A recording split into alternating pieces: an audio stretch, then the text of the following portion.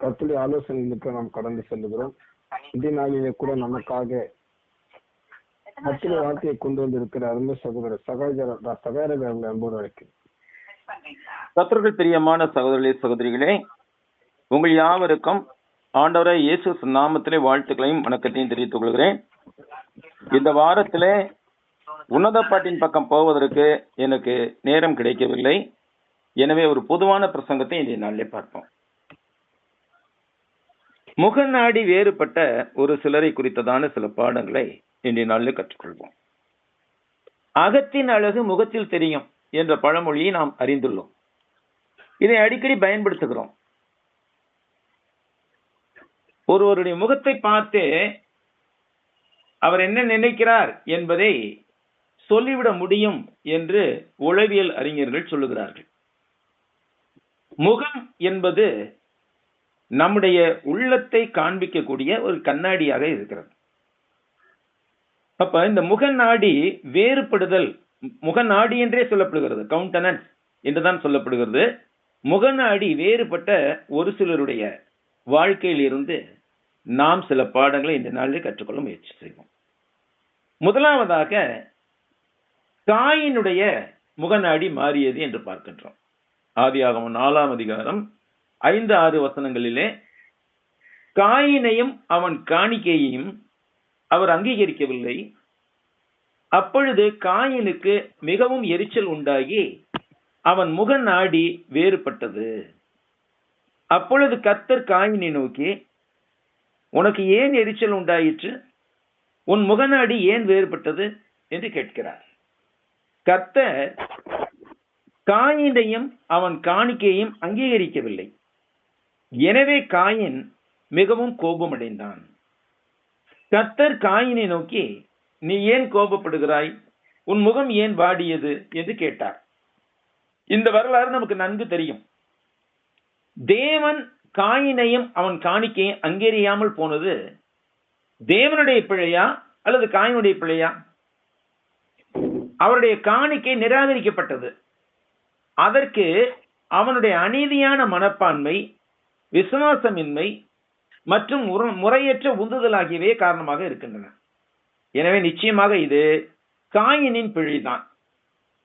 கொடுப்பவரின் இருதயத்தின் நினைவு மற்றும் விசுவாசம் ஆகியவற்றின் அடிப்படையில் தான் தேவன் காணிக்கைகளை ஏற்றுக்கொள்கிறார்.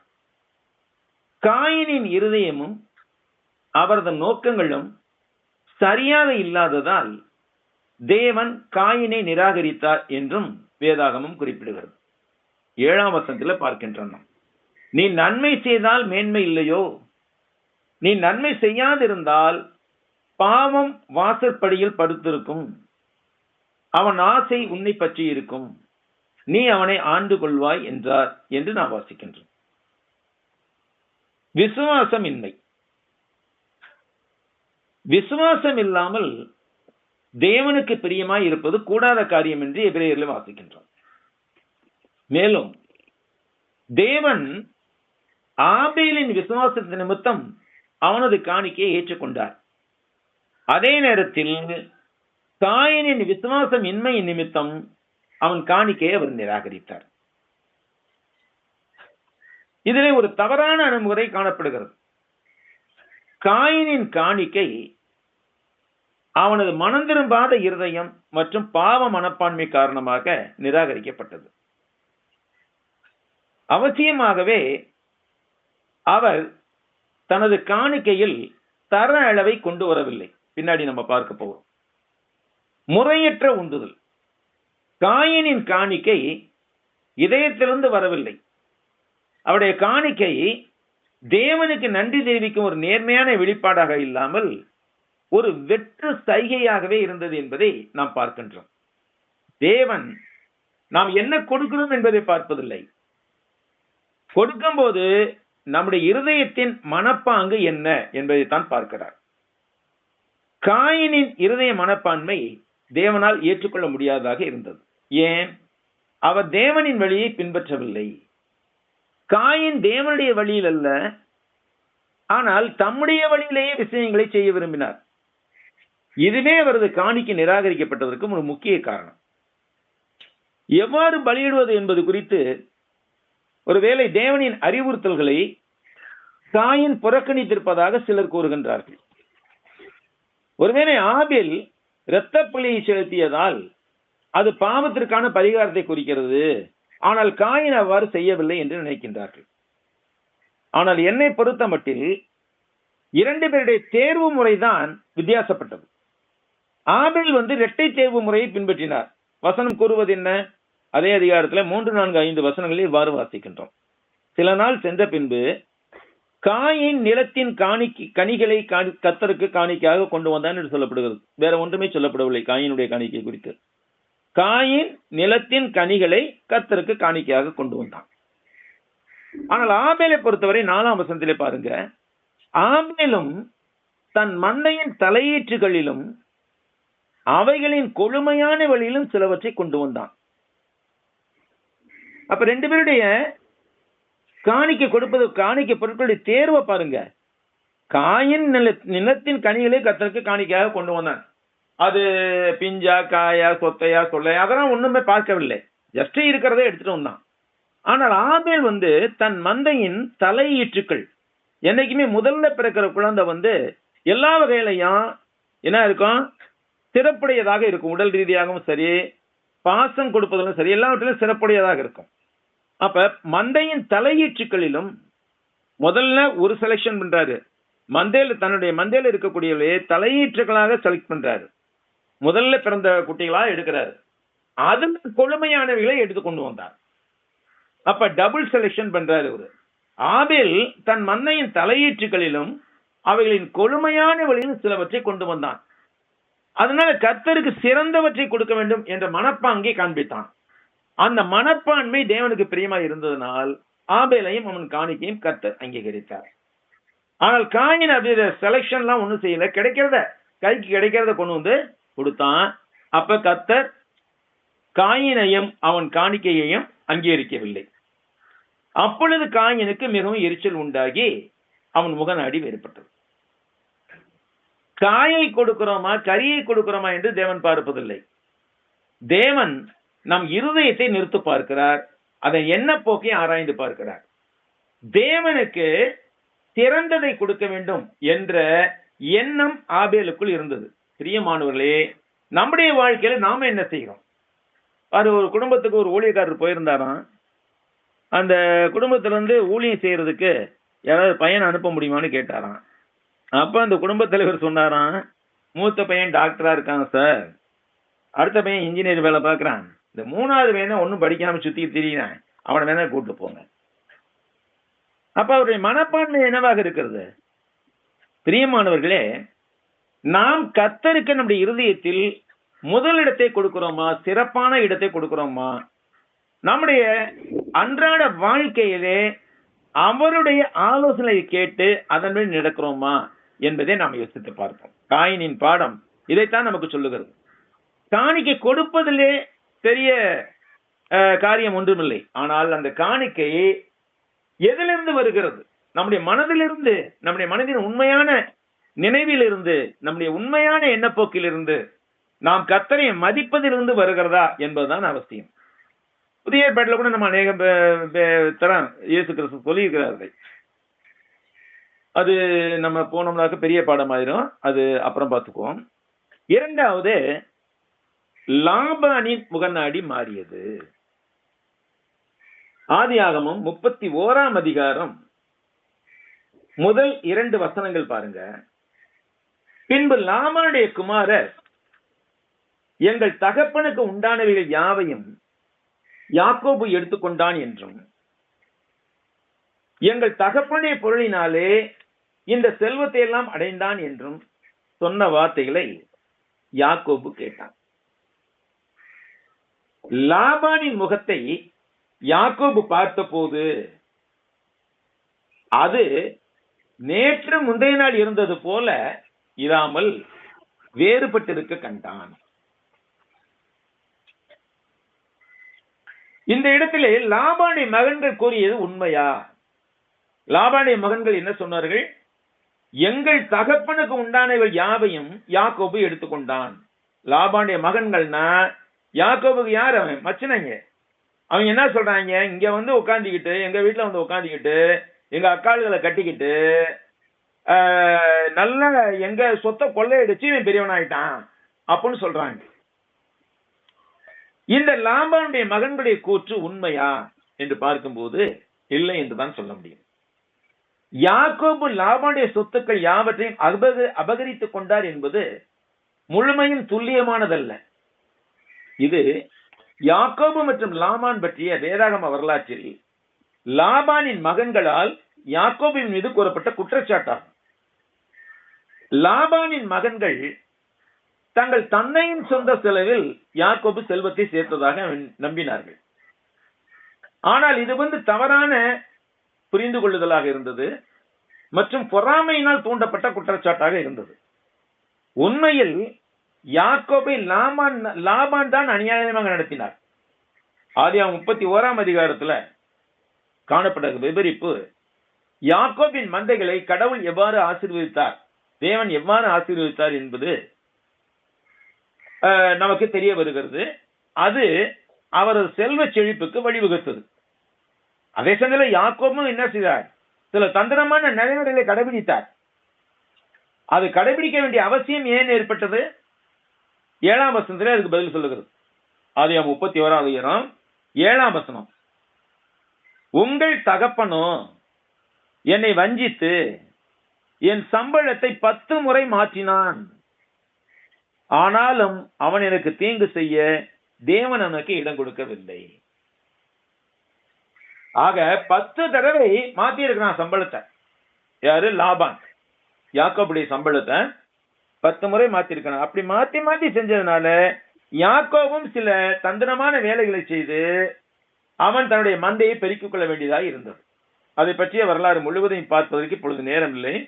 இங்கே பார்க்கின்றோம், சுருக்கமாக பார்ப்போம். 8ஆம் வசனத்துல சொல்லுது, புள்ளியுள்ளவைகள் உன் சம்பளமாக இருக்கும் என்று அவன் சொன்னபோது ஆடுகள் எல்லாம் புள்ளியுள்ள குட்டிகளை போட்டது. கலப்பு நிறமானவைகள் உனக்கு சம்பளமாக இருக்கும் என்று அவன் சொன்னபோது ஆடுகள் எல்லாம் கலப்பு நிற குட்டிகளை போட்டது. எப்படி புள்ளியுள்ள குட்டிகளை போட்டது, எப்படி கலப்புள்ள குட்டிகளை போட்டது, அது ஒரு தனி வரலாறு. ஏன்னாக்க அந்த ஆடுகள் நீர் குடிக்க வரும்போதுதான் வந்து தண்ணீர் துறை இன்றைக்கு வரும்போதுதான் பொலியும். அந்த பொலிகிற வேலையில அவைகள் வந்து பார்க்கும்படியாக மரக்கட்டைகளை சில வகையில நுட்பமாக வெட்டி நுட்பமாக செதுக்கல் செய்து அதை போட்டு விட்டான். அதை பார்த்து கொண்டே பொழிகின்ற ஆடுகள் அந்த மரக்கட்டையில உள்ள உருவத்தின்படியே குட்டிகளை போட்டது. இது வந்து யாக்கோபு செய்த தந்திரம் தான், இல்லை என்று சொல்லவில்லை. ஆனால் ஏன் அதை செய்ய வேண்டியிருந்தது? ஏனென்றால் 10 முறை சம்பளத்தை மாற்றினான். யாரு? லாபான். இவனுக்கே மந்த பெருகிட்டு போயிது, இவனை சம்பளத்தை மாத்துவோம் அப்படின்னு சொல்லிட்டு 10 முறை சம்பளத்தை மாற்றினான். ஆனாலும் கூட தேவன் லாபான் யாக்கோபுக்கு தீங்கு செய்ய லாபானுக்கு இடம் கொடுக்கவில்லை. எல்லா வகையிலையும் தேவன் யாக்கோபை ஆசீர்வதித்தார். காரணம், யாக்கோபின் தகப்பனாகிய ஈசாக்குக்கும் தாத்தாவாகிய ஆபிரகாமுக்கும் தேவன் கொடுத்திருந்த வாக்குத்தத்தம் தான்.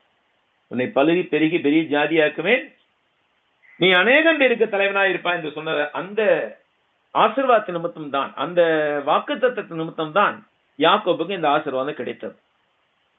அடுத்து லாபானின் மகன்கள் முணுமுணுத்து, யாக்கோபு எங்களுடைய தந்தையின் சொத்து எல்லாத்தையும் எடுத்துக்கிட்டாரு, எங்கள் தகப்பனாரிடம் தான் இந்த செல்வத்தை எல்லாம் பெற்றுக்கொண்டார் என்று கூறினார்கள். ஆனால் உண்மை நிலை என்ன? ஆதியாகமம் 31 உள்ள விவரிப்பு, லாபான் 10 முறை யாக்கோபின் கூலியை மாற்றியதால் அவர் லாபானால் நியாயமற்ற முறையில் நடத்தப்பட்டார் என்பதை குறிக்கிறது. தெய்வீக ஆசீர்வாதம் இது. யாக்கோபின் செழிப்பு வந்து லாபானிடமிருந்து திருடியதால் அல்ல, தேவன் அவரை ஆசீர்வாதத்தின் ஏற்பட்டதால். இறுதியில் யாக்கோபு லாபானின் வீட்டை விட்டு வெளியேறினார். அவர் எல்லாவற்றையும் திருடியதால் அல்ல, மாறாக அவர் தனது சொந்த நாட்டுக்கு திரும்பும்படி தேவன் கட்டளையிட்டதால் அவர் வெளியேறினார். அவர் அங்கே வந்ததே அவரை இப்போ ஒரு பெரிய ஐஸ்வர்யனாக்கி ஒரு பெரிய பரிவாரத்தோடு, குடும்ப பரிவாரத்தோடு அவரை திருப்பி இஸ்ரவேலுக்கு அழைத்துக் கொண்டு வர வேண்டும் என்பதற்காகவே தேவன் லாபானுடைய வீட்டிற்கு யாக்கோபை அனுப்பியிருந்தார். ஆக இந்த இடத்துல லாபானின் முகநாடி மாறியது. அது நியாயமே இல்லாத ஒரு காரியம். அது எதற்காக மாறிட்டு லாபானிய முகநாடி? அவனுடைய மகன்கள் சொன்னதற்காக. லாபானிய மகன்கள் எங்கள் தகப்பனுக்கு உண்டான யாவையும் யாக்கோபு எடுத்துக்கொண்டார், எங்கள் பொருளினாலே இந்த செல்வத்தை எல்லாம் அவர் அடைந்தார் என்று சொன்ன வார்த்தைகளை யாக்கோபு கேட்டார். அப்ப அது லாபானுக்கு அறிவிக்கப்பட்டிருக்கும். அப்ப போய் லாபானுடைய முகத்தை பார்த்த போது அது நேற்று முந்தைய நாள் இருந்தது போல இராமல் வேறுபட்டிருக்க கண்டான். முக நாடி என்பதற்குரிய எபிரேய வசனம் தான் எல்லா இடத்துலயும் வருகிறது. ஆனால் தமிழிலே ஒவ்வொரு இடத்துலயும் ஒவ்வொரு மாதிரி வித்தியாசமா மொழிபெயர்த்திருக்காங்க. அடுத்து பார்க்கும்போது தானியேல் புத்தகத்திலே நேபுகாத் நேச்சார் வரலாற்றை நாம் சற்றே பார்ப்போம். நேபுகாத் நேச்சார் தூரா என்ற சமவெளியிலே ஒரு பெரிய சிலையை நிறுவி அந்த சிலையை வணங்க வேண்டும் என்று சொல்லி நாட்டில் உள்ள எல்லா மனிதர்களுக்கும் கட்டளையிட்டான். அந்த தூரா சமவெளியிலே எல்லாரும் கூடியிருக்கிறார்கள். அங்கே என்ன ஆயிடுச்சு? தானியேல் 3ஆம் அதிகாரத்தில் சொல்லப்படுகிறது. தூரா சமவெளியில் எல்லாரும் கூடியிருக்கிற போது அங்கே எல்லா இசைக்கருவிகளையும் முழங்கும் போது எல்லாரும் என்ன செய்ய வேண்டுமாம்? தானியேல் நேபுகாத்நேச்சார் நிறுத்தின அந்த பொற்சிலையை, அந்த சிலை எப்படி இருந்தால் 60 முழ உயரமும் 6 முழ அகலமுமாய் இருந்தது. அந்த பொற்சிலையை எல்லாரும் பணிந்து கொள்ள வேண்டும் என்று சொல்லி நேபுகாத்நேச்சார் சொன்னார். அது முறையான விக்கிரக ஆராதனையாக இருந்தது. இவன் ஒரு விக்கிரகத்தை செய்து பொற்சிலையை செய்து அந்த சிலையை தூரா சமபூலியில நிறுவி எல்லாரும் வணங்கும்படி சொன்னான். ஆனால் அங்கே தானியேலுடைய தோழர்கள் சாத்ராக், மேஷாக், ஆபேத்நேகோ என்பவர்கள் மாத்திரம் அந்த சிலையை வணங்க மாட்டோம் என்று மறுத்து நின்றார். அப்படி மறுத்து நின்றது ராஜாவுக்கு அறிவிக்கப்பட்டது. அப்படி ராஜாவுக்கு அறிவிக்கப்பட்ட போது 3ஆம் அதிகாரம் 19ஆம் வசனத்திலே 19-20 வசனத்திலே, அப்பொழுது நேபுகாத்நேச்சாருக்கு கடும் கோபம் உண்டு, சாத்ராக், மேஷாக், ஆபேத்நேகோ என்பவர்களுக்கு விரோதமாய் அவனுடைய முகம் வேறுபட்டது. சூளையை சாதாரணமாய் சூடாக்குவதை பார்க்கிலும் 7 மடங்கு அதிகமாய் சூடாக்கும்படி உத்தரவு கொடுத்து, இங்கே அவனுடைய முகம் வேறுபட்டது. எக்ஸ்பிரஷன் ஆன் ஃபேஸ் சொல்லி இங்கிலீஷ்ல சொல்லப்படுது. முகம் வேறுபடல, முகத்தில் உள்ள உணர்வுகள், முக நாடி என்றே சொல்லலாம், அது வேறுபட்டது. அவனுடைய முகநாடி வேறுபட்ட போது சூளையை சாதாரணமாய் சூடாக்குவதை பார்க்கலும் 7 மடங்கு அதிகமாய் சூடாக்கும்படி உத்தரவு கொடுத்து, சாத்ராக், மேஷாக், ஆபேத்நேகோ என்பவர்களை எரிகிற அக்கினி சூளையிலே போடுவதற்கு அவர்களை கட்டும்படி தன் இராணுவத்தில் பலசாலிகளாய் இருந்த புருஷருக்கு கட்டளையிட்டான். இது தானியேல் 3ஆம் அதிகாரத்தில் இதற்கு முன்பு 17-18ஆம் வசனத்தில் உள்ள பாடங்கள் நிறைய இருக்கிறது. நமக்கு அங்க என்ன சொன்னாங்க? ராஜா நீங்க நான் பண்ணி வைத்த சிலையை பணிந்து கொள்ளணும், அப்படி பணிந்து கொள்ளாவிட்டால் எரிகிற அக்கினி சூளை நடுவிலே போடப்படுவீர்கள், உங்களை என் கைக்கு தப்புவிக்க போகிற தேவன் யார் என்றான். அதற்கு சாத்ராக், மேஷாக், ஆபேத்நேகோ என்பவர்கள் ராஜாவை நோக்கி எல்லாரும் எப்படி கூப்பிடுவாங்க? ராஜாவே, மாட்சிமை பொருந்தியவரே, அப்படிலாம் சொல்லுவாங்க. பேரை சொல்லுவாங்களா யாராவது? இவங்க 3 பேர் என்ன சொல்றாங்க பாருங்க. சாத்ராக், மேஷாக், ஆபேத்நேகோ என்பவர்கள் ராஜாவை நோக்கி, நேபுகாத்நேச்சாரே, இந்த காரியத்தை குறித்து உமக்கு உத்தரவு சொல்ல எங்களுக்கு அவசியம் இல்லை. நாங்கள் ஆராதிக்கிற எங்கள் தேவன் எங்களை தப்புவிக்க வல்லவராய் இருக்கிறார். அவர் எரிகிற அக்கினி சூளைக்கும் ராஜாவாகிய உம்முடைய கைக்கும் நீங்களாக்கி விடுவிப்பார். விடுவிக்காமல் போனாலும் நாங்கள் உம்முடைய தேவர்களுக்கு ஆராதனை செய்வதும் இல்லை, நீர் நிறுத்தின பொற்சிலையை பணிந்து கொள்வதும் இல்லை என்கிறது ராஜாவை உமக்கு தெரிந்திருக்க கடவுது என்றார்கள். எவ்வளவு தைரியம் பாருங்க. அங்க இருக்கிற கூட்டங்கள் எல்லாம் பல்லாயிரக்கணக்கான மக்கள் கூடியிருக்கிறார்கள். அதிகாரிகள், பிரபுக்கள், அரசருடைய சபையில வேலை பார்க்கிற மந்திரிகள், மற்ற எல்லா நபர்களும் அங்கே கூடியிருக்கிறார்கள். இவங்க 3 பேர் தனியா நின்றுகிட்டு இருக்காங்க. இவங்க 3 பேர் பக்கம் யாருமே பேசுறதுக்கு இல்ல. அப்படி இருந்தாலும் என்ன சொல்றாங்க, ரொம்ப தைரியமா சொல்றாங்க பாருங்க, நாங்கள் ஆராதிக்கிற தேவன் எங்களை தப்புவிப்பார். அப்படியே தப்புவிக்காம போனாலும் நாங்கள் உம்முடைய தேவர்களுக்கு ஆராதனை செய்வதில்லை, நீ நிறுத்தின பொருட்களை பணிந்து கொள்வதும் இல்லை. இதுல உள்ள பாடங்கள் என்னவென்று பார்க்கணும். ஒன்று, அசைக்க முடியாத விசுவாசத்தின் முக்கியத்துவம். 2வது, ஒருவரின் நம்பிக்கைகளுக்காக பெரும்பான்மையினரை எதிர்த்து நிற்கும் தைரியம். 3வது, உண்மையான பக்தியானது ஆசீர்வாதங்கள் அடிப்படையிலோ அல்லது பாதுகாப்பின் அடிப்படையிலோ அமைவதில்லை. இந்த 3ஐயும் உள்ளடக்கி இருக்கிறது இந்த பாடம். பாருங்க, நம்ம யாருக்காக வாழ்கிறோமோ அந்த தேவன் அவருக்காக நாம் இறக்கவும் தகுதியானவராக இருக்கிறார். அவர் நம்மை அந்த காலத்திலே இறந்தார்கள் அநேக பேர், இன்றைக்கு நம்மை அவருக்காக இறக்கும்படி சொல்வதில்லை.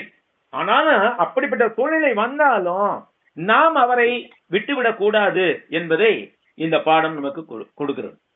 தேவ பக்தி உள்ளவர்களுக்கு அந்த தேவ பக்தினால் ஏற்படும் விளைவு எதிர்பார்த்தபடி இல்லாவிட்டாலும் உறுதியாக நம்பிக்கை நிலையாக நிற்கும் என்று இது கற்பிக்கிறது. நம்ம தேவன் நம்மை காப்பாற்றுவார், எல்லா இக்கட்டுகளுக்கு நீங்களாக்கி விடுவார், அது நிச்சயம். அப்படியே அவர் காப்பாற்றாமல் போனாலும் தேவனை மறுதலிக்கிற காரியம் நமக்கு தூரமா இருக்க வேண்டும்.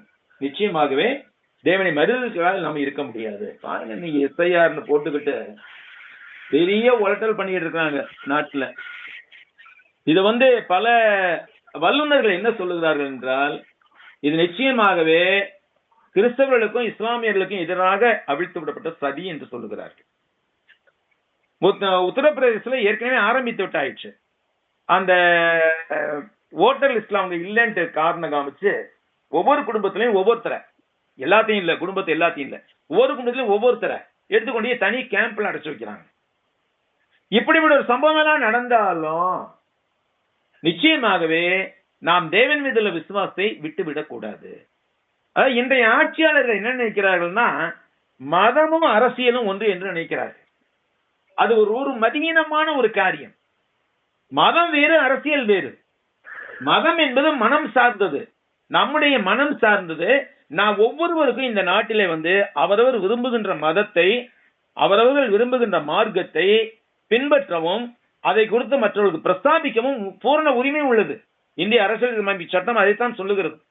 ஆனால் இந்திய நாட்டில் இப்பொழுது என்ன நடந்து கொண்டிருக்கிறது, அரசியலின் பேராலே அங்கே மத ரீதியான காரியங்கள் முன்னிலைப்படுத்தப்படுகின்றன.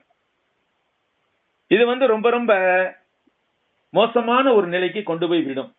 ஆனாலும் கூட அப்படிப்பட்ட மோசமான நிலை வந்தாலும் கூட நாம் தேவன் மீது நம்முடைய விசுவாசத்தை விட்டுவிடக் கூடாது என்பதை இது நமக்கு கற்பிக்கிறது.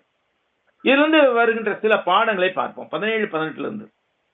1வது, நிபந்தனையற்ற பக்தி.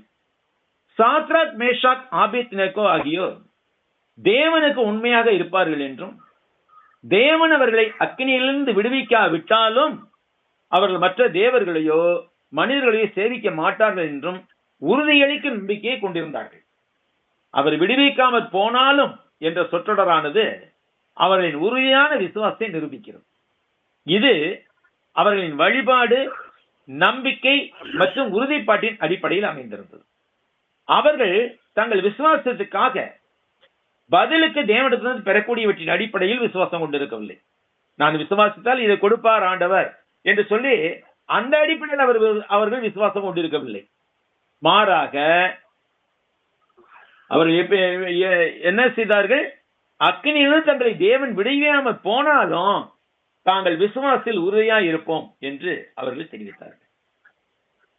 நமக்கு ஏற்பட்ட துன்பங்கள், துயரங்கள், வியாதிகள், வேதனைகள், சோதனைகள் இவற்றின் மத்தியிலேயும் நாம் தேவன் மீது கொண்டுள்ள விசுவாசம் உறுதிப்பட வேண்டுமே தவிர நிச்சயமாக அது நலிந்து போகக்கூடாது. அதான் நிபந்தனையற்ற பக்தி, நிபந்தனையற்ற விசுவாசம் என்பது. அடுத்து தைரியம் மற்றும் நேர்மை. 3 மனிதர்களும் தங்கள் நம்பிக்கைகளையோ அல்லது குணத்தையோ சமரசம் செய்து கொள்ள விரும்பவில்லை. ஒரு சக்தி வாய்ந்த அச்சுறுத்தலை அவர்கள் உறுதியுடன் எதிர்கொண்டார்கள். பாருங்க, அரசு என்பது ஒரு கடினமான இயந்திரம். எல்லாத்தையும் அரசு போட்டுக்கிட்டே போய்கிட்டே இருக்கும்.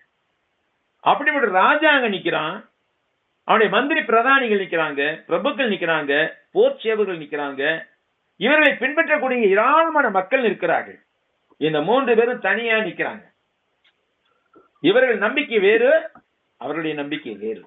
இருந்தாலும் இது கடினமானதாக, மக்கள் ஆதரவற்றதாக இருந்த போதிலும் சரியானவற்றிற்காக நிற்பதன் முக்கியத்துவத்தை இது கற்பிக்கிறது.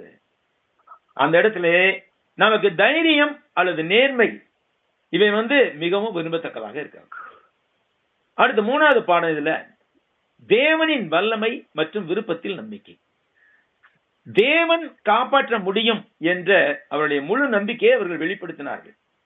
ஆனால் இறுதியில் அவருடைய தனிப்பட்ட சூழ்நிலை எதுவாக இருந்தாலும் தேவனுடைய சித்தமும் அவருடைய திட்டமும் நிச்சயமாக நிறைவேறும் என்று அவர்கள் நம்பினார்கள். விசுவாசம் என்பது ஒரு குறிப்பிட்ட சூழ்நிலையாக ஏற்படுவதல்ல, மாறாக தேவனுடைய வல்லமை மற்றும் அவரது ராஜரீகத்தில் நம்பிக்கை வைப்பதை பற்றியது என்று இது எடுத்துக்காட்டுகிறது. தேவன் எல்லாருக்கும் தேவன், அவர் பூமி இணைத்துக்கும் ராஜா. நம்ம வேதாமத்தில் வாசிக்கின்றோம். அப்ப இந்த உலகத்தின் ராஜாக்கள் என்ன செய்தாலும் அவைகள் தேவனுடைய அதிகாரத்துக்கு கீழ்ப்படுத்தான் நடக்கின்றன. இதை நாம் உணர்ந்து கொள்ள வேண்டும்.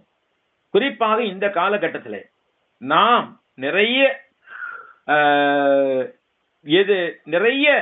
எதிர்ப்புகளை சம்பாதிக்க வேண்டியிருக்கும், எதிர்ப்புகளை எதிர்கொள்ள வேண்டியிருக்கும்.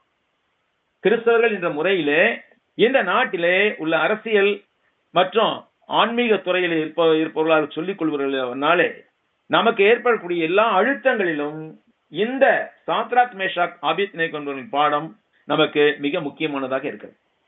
ஏனென்றால் நவீன வாழ்க்கைக்கான ஞானமும் இதில் காணப்படுகிறது. அதான் அடுத்த பாடம். இந்த வரலாறு இன்றைய காலத்திற்கு ஒரு வல்லமை வாய்ந்த எடுத்துக்காட்டாக இருக்கிறது. ஏனென்றால் நவீன அழுத்தங்கள் ஒரு நேரடியான அக்கினி சூளையாக இல்லாமல் இருக்கலாம், ஆனால் பெரும்பாலும் நம்மீது செயல்படும் கலாச்சார, அரசியல் மற்றும் பொருளாதார அழுத்தங்கள் என்பவை பின்வரும் 3 செயல்களை செய்கின்றன. கலாச்சார ரீதியாக அழுத்தங்கள் ஏற்படுகிறது, நமக்கு அரசியல் ரீதியாக அழுத்தங்கள் ஏற்படுகிறது, பொருளாதார ரீதியாக அழுத்தங்கள் ஏற்படுகிறது. இது என்ன செய்கிறது? இது நம்மை பின்வருமாறு செய்ய முயற்சி செய்கின்றன. தேவனை பற்றி நாம் ஏற்றுக்கொண்டுள்ள மதிப்புகளை சமரசம் செய்ய முயற்சி செய்கின்றன, அல்லது தேவனை பற்றி நாம் ஏற்றுக்கொண்டுள்ள மதிப்புகளை நீர்த்து போக முயற்சி செய்கின்றன, அல்லது தேவனை பற்றி நாம் ஏற்றுக்கொண்டுள்ள மதிப்புகளை விட்டுவிடும்படி நம்மை மனம் பொருந்த செய்ய முயற்சி செய்கின்றன. தேவனுடைய மதிப்பீடுகளை சமரச செய்து மற்ற கலாச்சாரங்களோடு மற்ற இதோடு சமரச செய்து கொள்வது, இது இந்த நாட்டுல நிறைய நடந்துகிட்டு இருக்குது. என்னன்னு கேட்டா, எல்லா மதமும் ஒண்ணுதான், எல்லாமே ஒண்ணுதான். அது அந்த காலத்துல தாய்மானவர் ஒருத்தர் பாடி வச்சிருக்கிறாரு, பொங்கு பல சமயம் என்னும் நதிகள் எல்லாம் புகுந்து கலந்துகை நிறைவாய் பொங்கி யொங்கும் கங்குகளை காணாத கடலை அப்படிங்குவார். என்னடாக்க, ஒவ்வொரு சமயமும் ஒவ்வொரு மார்க்கமும் ஒரு ஆறு போன்றது. இந்த ஆறுகள் எல்லாம் இறுதியை எங்கே கலக்கிறது? பெருங்கடலிலே கலக்கிறது. அந்த கடல் தான் இறை, அந்த கடல் தான் பரம்பொருள். அந்த பரம்பொருளை சென்றுதான் எல்லா நதிகளும் கலக்கின்றன என்று சொல்லுகிறார்கள். இது ஏற்றுக்கொள்ள முடியாதது. அதான் சமரசம் செய்வது என்பது. உங்க மதம் உங்களுக்கு எப்படி முக்கியமோ அது மாதிரி எங்க மதம் எங்களுக்கு முக்கியம் அப்படின்னு சொல்லிட்டு சொல்லக்கூடிய ஒரு காரியமாக இருக்கு. ஆனால் உலகம் எங்கும் இருப்பது ஒரே ராஜ்யம் தான், ஒரே மதம் தான், ஒரே மார்க்கம் தான். அதான் நம் தேவனுடைய மார்க்கம். இதுல நாம் உறுதியாக இருக்க வேண்டும். இதுல பாத்தீங்கன்னாக்க நம்ம கிறிஸ்தவத்துக்குள்ளேயே 40,000 பிரிவுகள் இருக்கிறது. இந்த பிரிவுகள் என்ன செய்ய, ஒவ்வொருத்தரும் தாங்க தான் உண்மையானவர்கள் என்று அடித்துக் கொள்கிறார்கள். இதுல சிலர் என்ன சொல்லுகிறார்கள், ஏன் எல்லாத்தையும் அட்ஜஸ்ட் பண்ணி போனா என்ன, அவங்க ஊழியத்தை பார்த்துக்கிட்டு இருக்கட்டும், நம்ம எல்லாரும் ஒற்றுமையா இருந்தா என்ன, எப்படி ஒற்றுமையா இருக்க முடியும்? எதன் அடிப்படையில் ஒற்றுமையா இருக்க முடியும்?